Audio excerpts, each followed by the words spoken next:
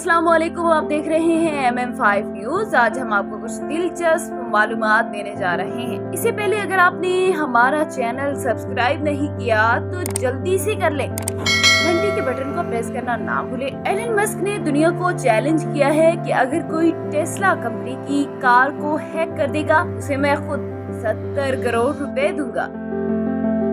Japan में अगर कोई दरख्त सड़क बनाते हुए रास्ते में आ जाता है तो उसे जड़ समेत किसी और जगह शिफ्ट कर दिया जाता है।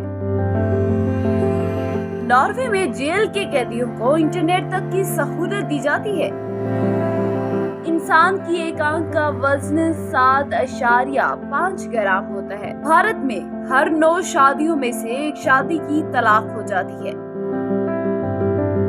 डेथफिश कॉफी एक कॉफी है जिसे पीने के बाद इंसान 3 दिन तक सो नहीं सकता। मजीद ऐसी मालूमाती वीडियोस देखने के लिए हमारा चैनल सब्सक्राइब कर लें।